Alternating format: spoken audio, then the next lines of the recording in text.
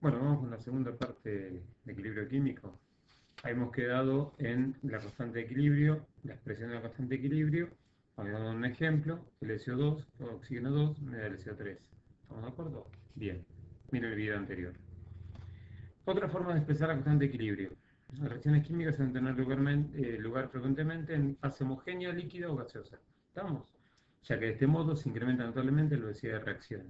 Para equilibrios en fase líquida suele emplearse la constante de equilibrio Kc, ya que puede conocerse concentraciones en moles por litro de reactivos y productos.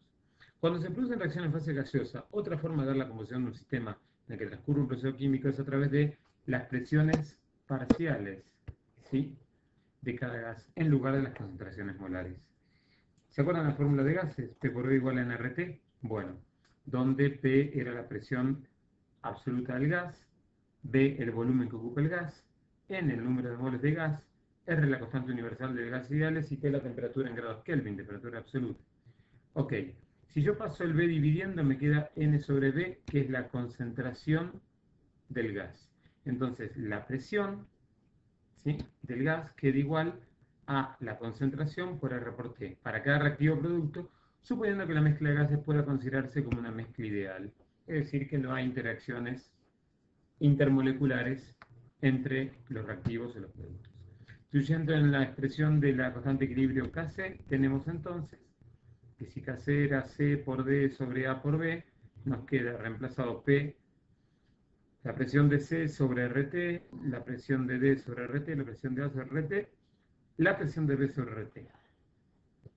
Sacando factor común el RT, entendiendo que está en cada caso elevado a los respectivos coeficientes estequiométricos, nos queda RT menos CD menos A menos B y el producto de las presiones. Entonces, se llama Kp al cociente de las presiones parciales de cada reactivo, de cada producto, CID, y de cada reactivo, sobre RT a la variación de moles, ¿bien? Que dividido por RT a la variación de moles, haciendo productos menos reactivos. ¿Sí? Vamos a un ejemplo. Donde Kp es la constante de equilibrio en términos de presiones parciales, ¿sí? T es la temperatura en equilibrio y delta N es el incremento del número de moles gaseosos que hay durante el proceso. Entonces, se puede también expresar, bueno, en fracciones molares, que sería Kx está puesto en las fracciones molares. Nosotros nos vamos a quedar con Kc y con Kp. ¿Bien? Si alguna sustancia que termina en la reacción es un sólido o un líquido, su presión de vapor son prácticamente despreciables frente a la presión de vapor de las sustancias gaseosas. Y además su valor prácticamente permanece constante, por lo que el término de presión parcial correspondiente a la misma se incluye en el valor de la constante de equilibrio. Y es por eso que no figuran en el cociente. ¿Sí? Entonces, por ejemplo, en el caso del carbonato de calcio, que se descompone en óxido de calcio sólido y óxido de carbono gaseoso, Kp es igual a la presión parcial del dióxido de carbono directamente. Dirección de avance de una reacción. Es un proceso químico. Inicialmente solo tenemos reactivos. Estaremos seguros de que el equilibrio se alcanzará desplazando hacia la derecha, es decir, hacia la formación de productos, ya que la reacción inversa inicialmente no se podrá dar. Pero si por lo contrario inicialmente tenemos solo productos, la reacción se desplaza entonces hacia la izquierda para el reactivo. Pero, ¿qué ocurre si inicialmente tenemos tanto reactivos como productos? ¿Hacia dónde se desplazará la reacción de equilibrio? Entonces, lo que hacemos en ese caso primero es determinar el cociente de reacción, U, que es la expresión de, igual que la constante de equilibrio, pero las concentraciones no son las del equilibrio, son las concentraciones iniciales. Entonces hacemos, digamos, la concentración inicial, voy acá a explicarlo. Entonces, yo tengo un proceso, pongamos A más B, reversible, C más D. Vamos a poner que tiene un 2 acá B y un 2D, por ejemplo. Entonces, la presión de la constante de equilibrio sería C a la 1 por D a la 2 sobre A a la 1 por B a la 2. ¿Sí? Esta es la constante de equilibrio, ¿ok? Bien, pero pero estas tienen que ser las concentraciones del equilibrio. ¿Qué pasa con esto mismo si no son las concentraciones del equilibrio? ¿Sí? Si yo tengo esto mismo, exactamente esto mismo, pero, voy a poner por acá, un poquito juntito, voy a tratar de separarlo, ahí estamos.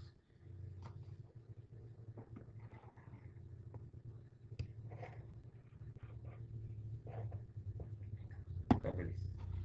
Pero, si estas no son las concentraciones de equilibrio, esto lo borro, esto se llama Q, y estas concentraciones son en cualquier momento, o sea, en estado, vamos a ponerlo así, en estado inicial, las concentraciones iniciales.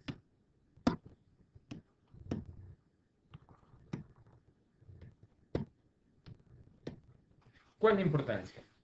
Nosotros nos van a dar los valores de concentraciones de C y de D, de A y B iniciales, y con eso determinamos Q. Y por otro lado, conocemos K. Entonces podemos determinar hacia dónde se va a desplazar la reacción en función del valor de Q y el valor de K. Es decir, supongamos, por ejemplo, que tenemos un recipiente cerrado con medio litro de capacidad, tenemos una mezcla gaseosa de 1 mol de hidrógeno, 1 mol de yodo y 0,5 moles de yoduro de hidrógeno a 300 grados centígrados. El proceso es este. ¿Está bien? O sea, la ecuación es esta. Bien, cuyo constante de equilibrio a esa temperatura es 52. Entonces, inicialmente, para averiguar el sentido que se expresa la reacción, primero tenemos que calcularemos, ¿sí?, las concentraciones de todas las especies. Para una concentración de yodo siempre hay que recordar que hay que dividir por el volumen de reacción. Era medio litro de capacidad que teníamos. ¿Sí? Ese medio litro de capacidad. Así que hay que dividir el mol de yodo por 0,5. Me da 2 molar. El mol de hidrógeno por 0,5. Me da 2 molar. Y los 0,5 moles de yoduro de hidrógeno por 0,5 litros me da 1 molar. Y entonces posteriormente determinamos KC. Q. Q es en las concentraciones iniciales, entonces me queda 1 al cuadrado sobre 2 por 2, un cuarto, 0,25. 0,25 es Q. Recordemos que Q es 0,25, pero K es 52. Entonces, cuando se alcanza el equilibrio, el cociente de reacción debe valer lo mismo en la constante de equilibrio. ¿Qué es lo que tiene que ocurrir para que aumente esto? Tiene que hacer mayor el numerador y disminuir el denominador, porque tendrá que aumentar la concentración del yodo y hidrógeno, o sea, el producto, y disminuir la concentración del yodo y del hidrógeno, que son los activos. Por lo tanto, el equilibrio se desplazará hacia la formación de producto, es decir, hacia la derecha. Estamos en condiciones de afirmar que cuando se alcance el equilibrio habrá más cantidad de yodo y hidrógeno que la que había inicialmente. Entonces,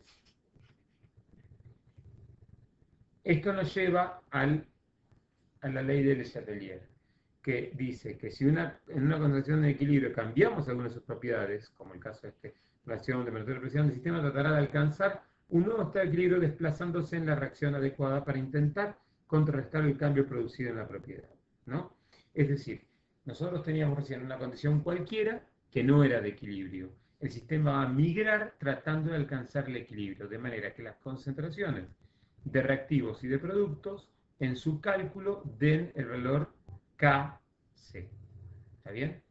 Inicialmente, en cualquier momento, el valor que se obtiene del cociente es Q. Entonces, es muy importante remarcar esto. La ley de Chatelier actuaría como una suerte de efecto. ¿Vieron el punching ball? Esos muñecos tentempié, esos muñecos que cuando uno le pega, el muñeco vuelve a la posición original de equilibrio. Yo tengo el muñeco parado, es un muñeco inflable que tiene una base con arena habitualmente. Entonces uno le pega, el muñeco se tumba, porque uno hace la acción de desplazarlo lateralmente, pero inmediatamente el muñeco trata de volver al equilibrio y hace la acción contraria. Entonces, yo puedo jugar con variando la concentración, puedo jugar variando la temperatura o puedo jugar variando la presión. quiero mostrar algo que tenía por acá.